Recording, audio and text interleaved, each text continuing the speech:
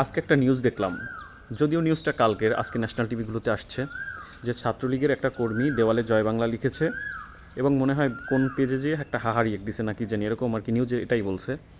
তো এর জন্য ওকে নিয়ে আপনার মানে মারধর করা শুরু করছে বিএনপির কিছু মানুষজন। তো মারধর করছে, তো যার সন্তান মানে মানে ওই ছেলের মা, উনি মানে টের পেয়ে ওইখানে যায় ঘটনাস্থলে, যে তার ছেলেকে বাঁচানোর চেষ্টা করে। মা তো তো বাঁচানোর অবশ্যই ট্রাই করবে।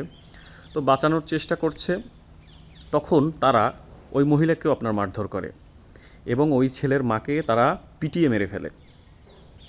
মানে বোঝেন কি অবস্থা, একটা মা তার সন্তানকে বাঁচাতে গিয়েছে, তারা তাকে ধরে পিটিয়ে মেরে ফেলছে। আর কি তার আপনার কারণটা কি, দেওয়ালে জয় বাংলা লিখেছে। যে স্লোগানটা দিয়ে আপনার এই দেশটা স্বাধীন হয়েছে, যে স্লোগানটি মুক্তিযোদ্ধাদের আপনার মনোবল বৃদ্ধি করেছে, শক্তি জুগিয়েছে, সেই স্লোগানটি আপনার দেওয়ালে লিখলে এখন এই দেশে মানুষকে মেরে ফেলতে হবে। সেই স্লোগানটি এখন যদি কেউ রাস্তায় উচ্চারিত করে তার উপর মব সৃষ্টি করতে হবে। এখন হচ্ছে এই রাষ্ট্রে আপনার এখন এটাই হচ্ছে। তো আমি আর কি এ বিষয়ে কিছুই বলতে চাই না। একটা কথা আপনার পড়েছিলাম যে স্বাধীনতা অর্জনের থেকে রক্ষা করা কঠিন। এই কথার যে মর্মটা এখন হাড়ে হাড়ে টের পাচ্ছি। আসলেই স্বাধীনতা অর্জনের থেকে রক্ষা করা অনেক কঠিন। যে স্লোগান এই দেশের স্বাধীনতা মানে অর্জনে একটা বড় ভূমিকা পালন করছে, আজকে সেই স্লোগান নিয়ে এই দেশে দেওয়া যায় না। কি বলবো, কিচ্ছু বলার নাই। করেন যা পারেন করেন, সমস্যা কি?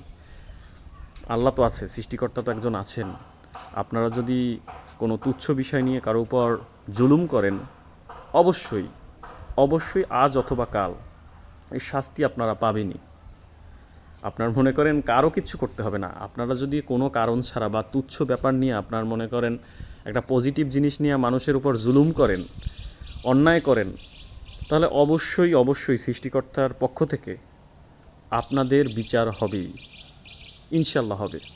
জয় বাংলা শব্দটি তো এদেশের প্রজন্মের পর প্রজন্ম আপনার বলে যাবে, কারণ এটা জয় বাংলা বলেই এই দেশটা স্বাধীন হয়েছে। তো আপনারা যতই মুখ মানে চেপে ধরেন বা এই শব্দটিকে আটকে রাখার চেষ্টা করেন, এই দেখেন না, পিচ্চি পোলাপান, রাস্তার পিচ্চি পোলাপান পর্যন্ত জয় বাংলা বলে। যত দিন যাবে, বাংলাদেশ নামক রাষ্ট্রটি যতদিন থাকবে, জয় বাংলার অস্তিত্বও থাকবে।